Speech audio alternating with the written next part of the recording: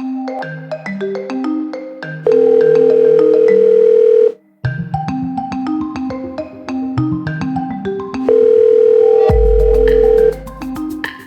have 5 new voice messages. To play your messages, press 1. New message. 3028 or contact at peoplespartynv.ca. Message deleted. New message. You received this message. You need to get back to us to avoid legal consequences. Message deleted. New message. Hi, Robert. This is Jeff Alexander with Ruddercraft. Message deleted. New message. This is a text-to-voice message from Robin. We'll likely have to cancel today's appointment. Ted woke up with excruciating pain, possibly the result of a kidney stone.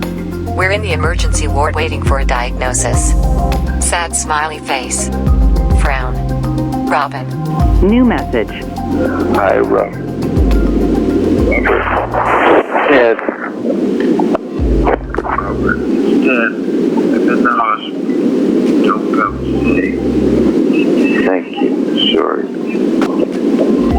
You have no more messages.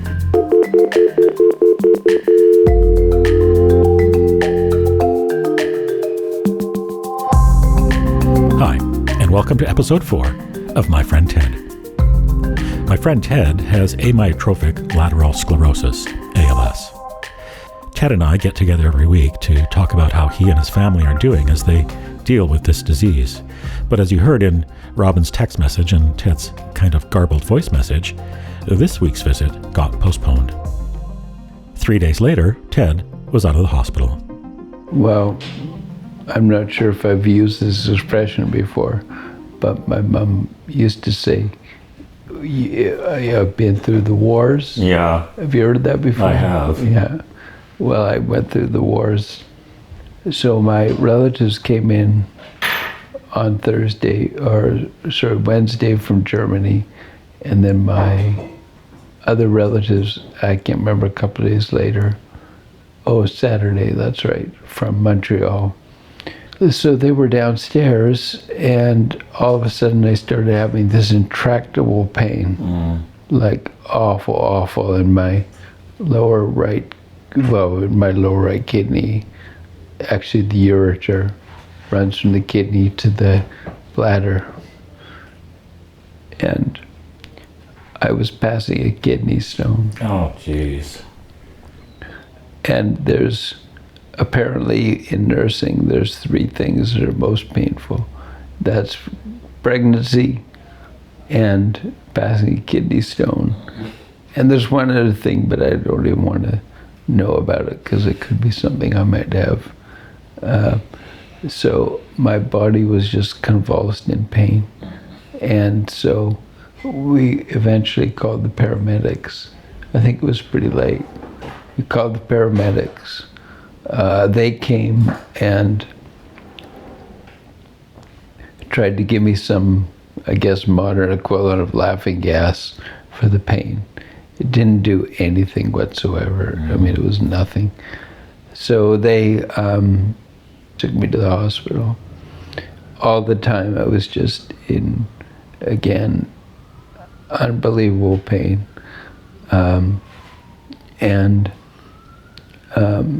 So they got me in there.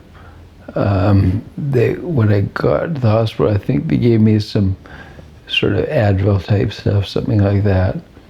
And then they took me in for a CT scan. But I thought the pain has subsided because of the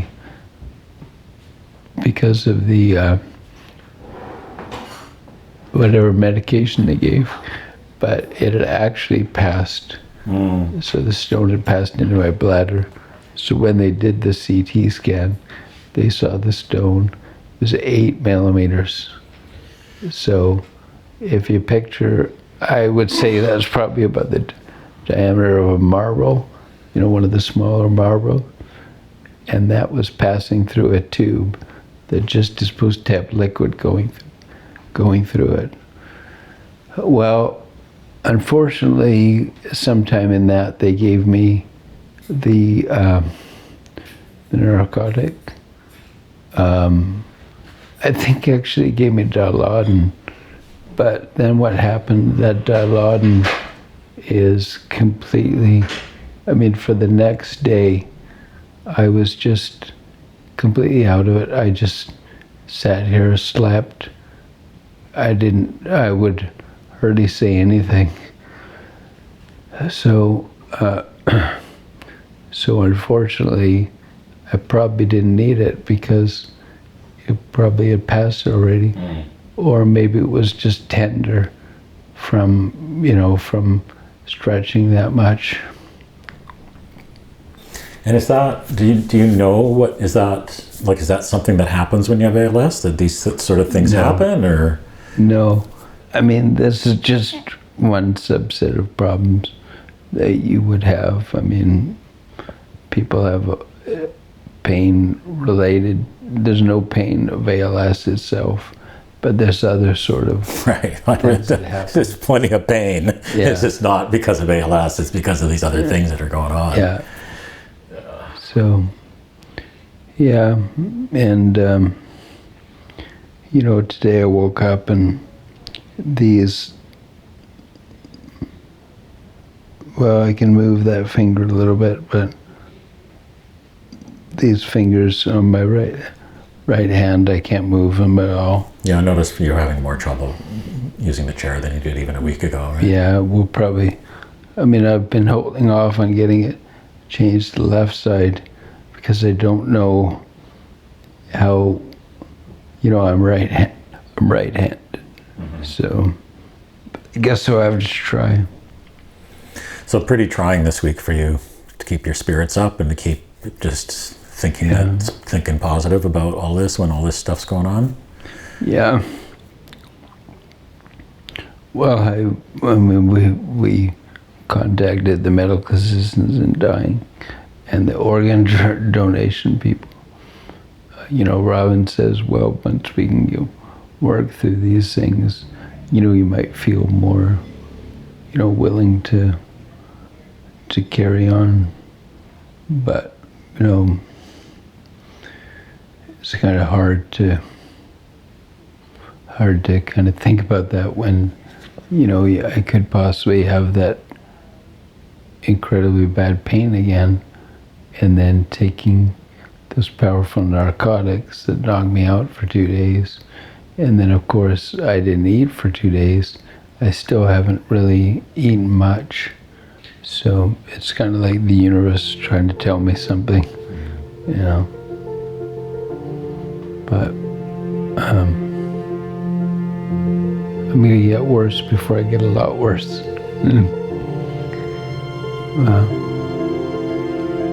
We'll just see.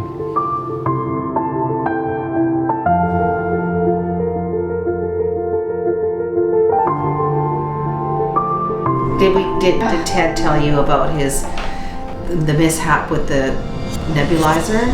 So he was prescribed a saline nebulizer. So essentially breathing in saline mist. Right. And so a nurse came to put it on, and she spilled the salt water on your head, on his head. Yeah. And then when she fumbled around to put the mask on, and the hose connecting it to the salt water, between the mask and the salt water, came off. And so Ted, to amuse all the relatives who come from out of town to visit him, they're all crowded in the emergency area with him. To amuse them, he went like this. Threw my hands up as if I had stopped breathing. Everybody started to laugh, and then she said something like, "Don't do that to me. I'm a new nurse. I've only been working since May." Anyway, it was very amusing, and we knew that Ted was starting to get better because, of course, his sense of humor was back. All right. Yeah, because the other thing is, the first time they put the mask on you actually weren't still very well, and you looked at Stephen, I think, or Jeremy, and you said, "Stephen, I am your father." With this mask on and all this saline mist circling around him. Oh, dear. I felt so terrible by that. Sorry, Rena. I didn't mean to make you think you had killed your patient. I'm sure on day one of nursing school, they say, no, job one, don't kill your patient. We really rely on the repeat business.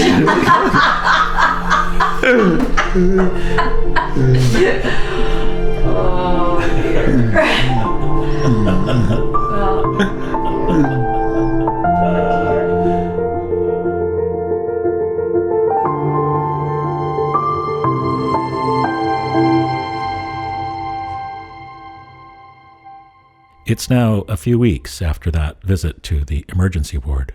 One of the things I was thinking about was preparations.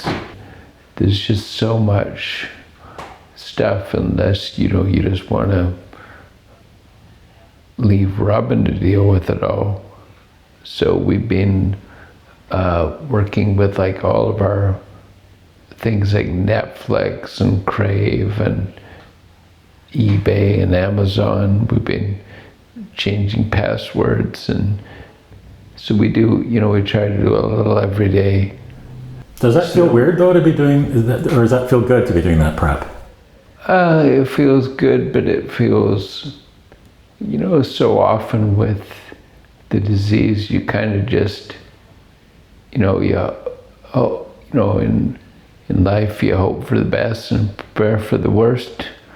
But there's always this nagging feeling that, oh yeah, the worst is going to come. It's not just, oh, I may not need this or may not need that. Because, so often as things have progressed, I've seen, like I'll watch some little special about ALS on TV, and I'll see the state someone's in, and I think, well, maybe I'll never get to that. But then I do. I mean, right now, because I'm somewhat healthy as far as not ALS, but these other things, I feel a lot more positive and probably have a lot more,